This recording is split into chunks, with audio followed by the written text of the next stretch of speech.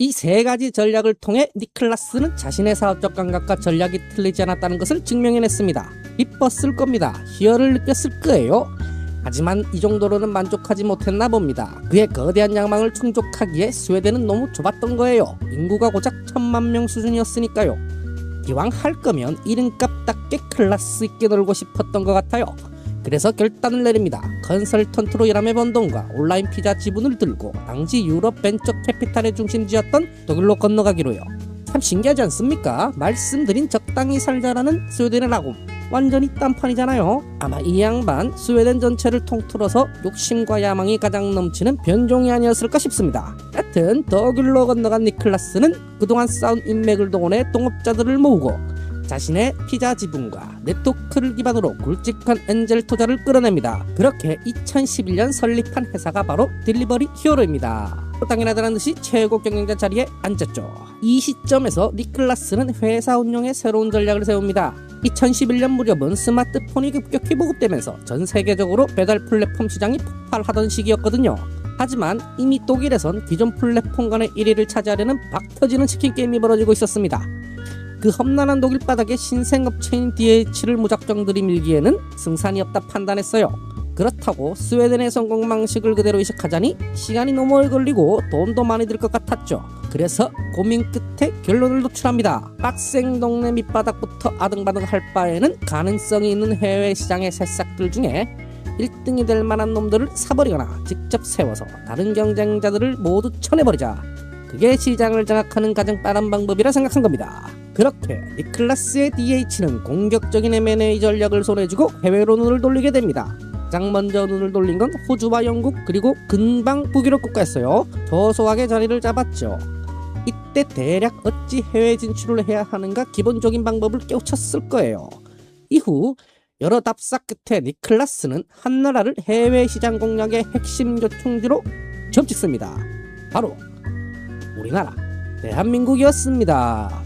니클라스의 눈에 당시 한국 시장은 그야말로 엄청난 맛돌이로 보였을 겁니다.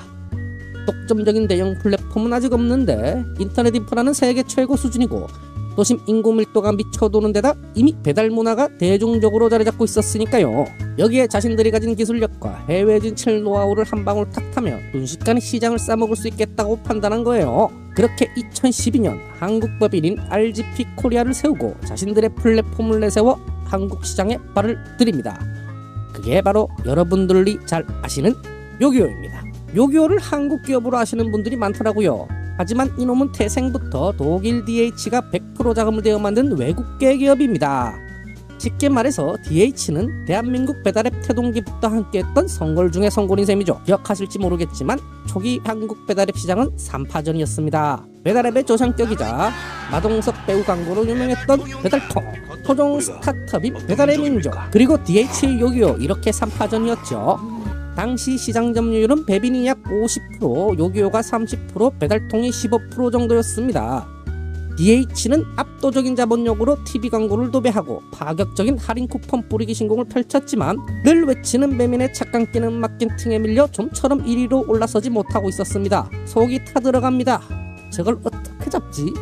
고민 속에서 니클라스의 DH는 과감한 승부수를 던집니다. 이름하여 연합작전. 2014년 대한민국 최초의 배달앱이었던 3위 업체 배달통을 통째로 인수합병해버린 겁니다. 1위의 배민 그리고 3위를 흡수해 엇비슷한 점유율로 올라선 요기요와 배달통 연합.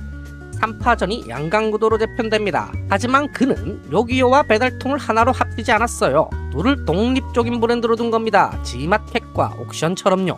초기 전략을 보면 듀얼 브랜드 전략으로 쌍방 시너지를 주고받으면서 배민을 양방으로 싸먹으려 했던 것 같습니다. 그런데 이 전략 결론적으로 실패했습니다. 왜냐하면 돈이 떨어졌거든요. 당시 DH의 본사는 한국 시장에만 올인할 수 있는 상황이 아니었어요. 글로벌 싹쓸이 전략을 진행 중이었기 때문이죠. 2015년 전후 DH 본사는 중동 최대 배달 플랫폼인 탈라바트, 터키의 예맥 셰페티, 동남아의 푸드판다 등 전세계 거대 플랫폼들을 수천억씩 주고 인수하던 시기였습니다. 인수비도 인수비지만 유지비도 만만치 않게 들었죠. 각국에서 1위 자리를 굳히기 위해 천문학적인 마케팅비를 지출하며 치킨 게임을 벌이고 있었거든요. 그 바람에 본사의 현금 유출이 심각했습니다. 돈이 쪼들리니 요기요 하나에도 마케팅비를 쏟아붓기에 가랑이가 찢어질 지경이 됐어요. 그런 상황에 둘을 동시에 마케팅을 한다? 감당할 수가 없었죠. 공격적 M&A로 글로벌 플랫폼에 덩치는 산만해졌는데 마케팅 비용의 인수비까지 있는 돈 없는 돈 다 끌어다 써버려서 정작 중요할 때 써야 할 곳간이 말라버린 거예요.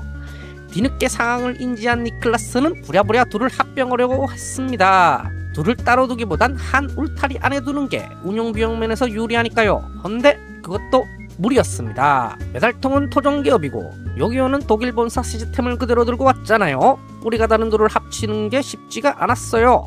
당장에 가진 데이터베이스를 통합해 플랫폼을 리빌딩하는 데만도 대규모 출혈이 예상됐습니다. 그래서 결정했죠. 한 놈만 살리자. 배달통에 손을 놓아버린 겁니다. 어렵게 인수해놓고는 방치해버렸어요. 요기요에 집중하는 게 차라리 나은 거라 판단했을 테니까요. 그렇게 배달통은 서서히 또태되기 시작합니다. 허나 운영비가 집중된 요기요의 상황도 좋지만은 않았어요. 온디 요기요는 막대한 마케팅과 할인 쿠폰 난사로 점유율을 방어 중이었거든요. 그런데 돈이 떨어지니 전처럼 화끈한 마케팅을 할 수가 없었어요. 매번 주다가 안 주면 좀 섭섭하잖아요. 손해본 것 같고. 그러다 보니 고객들 입장에선 배민이나 요기요나 같은 돈이라면 그냥 이리 쓸래? 그런 현상이 가속화돼 버린 거예요. 점차 시장 파일을 빼앗기며 배민이 점유율 70%로 이리저리에 우뚝 올라서 버립니다. 이걸 본 니클라스.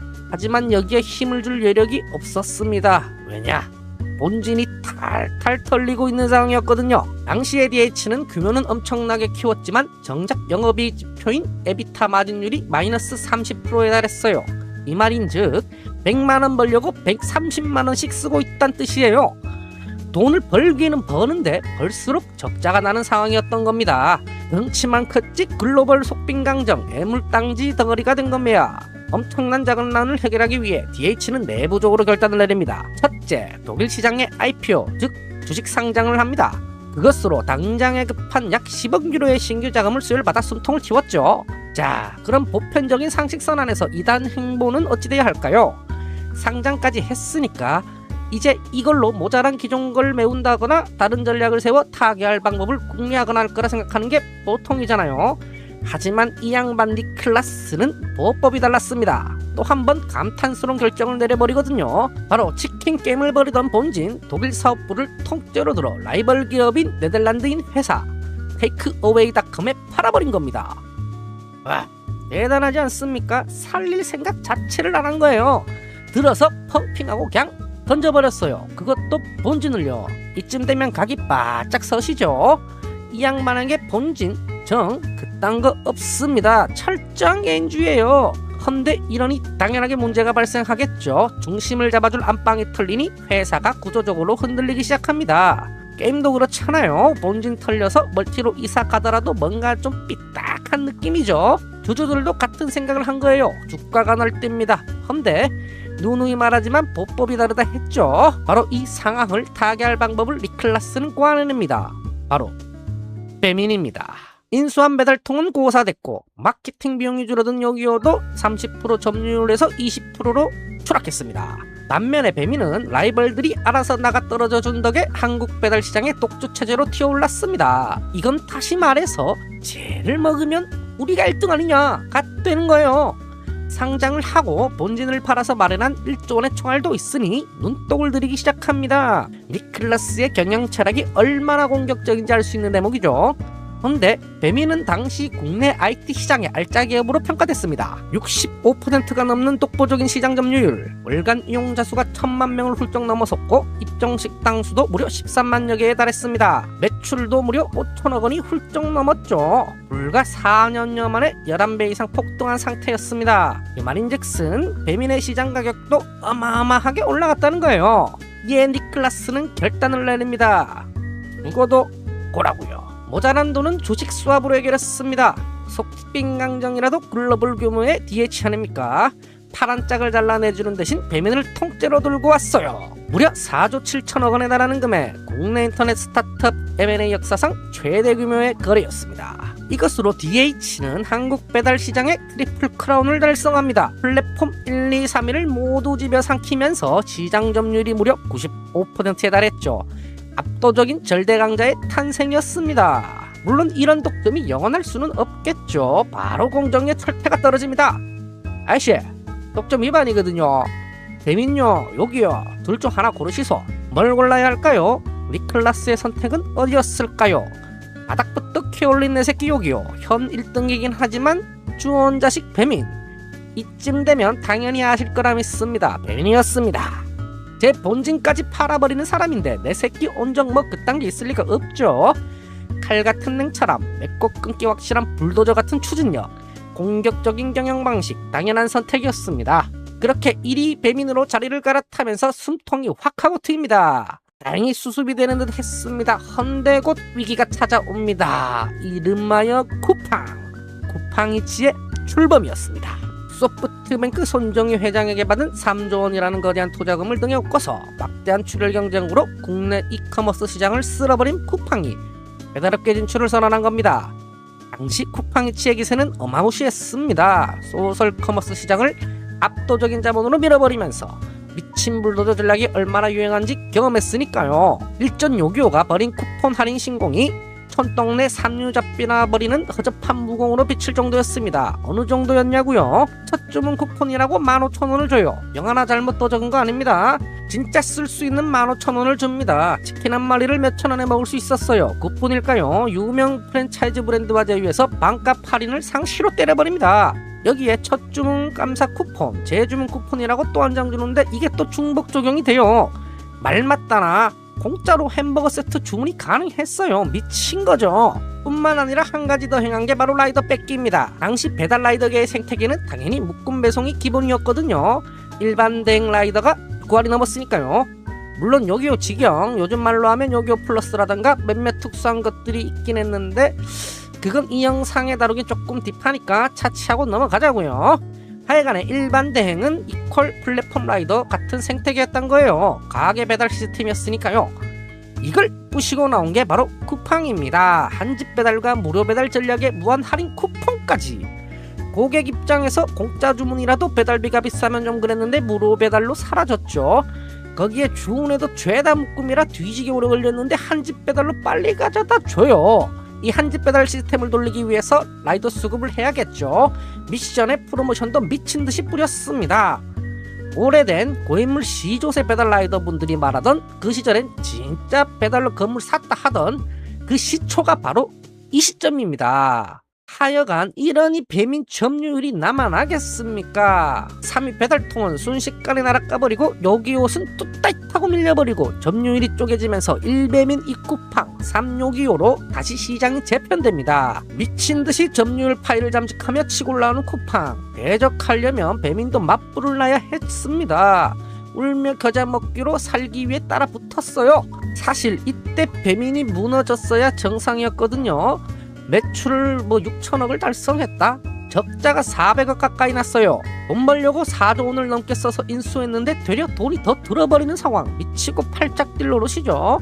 니클라스 입장에서는 세상이 엇간다 싶었을 거예요. 엇가는 무슨, 이 양반 운 999 찍은 먼치킨입니다. 당시 세상 모든 운을 다 빨아들인 사람이 바로 이 니클라스라고 해도 무방할 정도였어요. 왜냐? 구명줄이 아니라 아주 그냥 초호화 구명 여객선이 중국에서 내려왔거든요. 바로 코로나19 팬데믹, 전 세계에 코로나가 창궐했습니다. 이때 배달시장 수요가 얼마나 폭발했는지는 다들 아실 겁니다. DH에게 코비드19는 위기를 극복하는 수준이 아니라 그냥 달나라 로켓을 단 격이었어요. 한순간에 비어있던 강정의 속을 꽉 채우며 시가총액이 40조 원을 넘어선 글로벌 기업으로 우뚝 성장했습니다. 독일 우량주 지수인 닥스에 편입될 정도로요. 우리나라로 치면 코스피입니다. 대기업으로 인증받은 거죠. 진정한 글로벌 IT 기업으로 신분 상승을 한 거예요. 그런데 이런 행복이 영원할까요?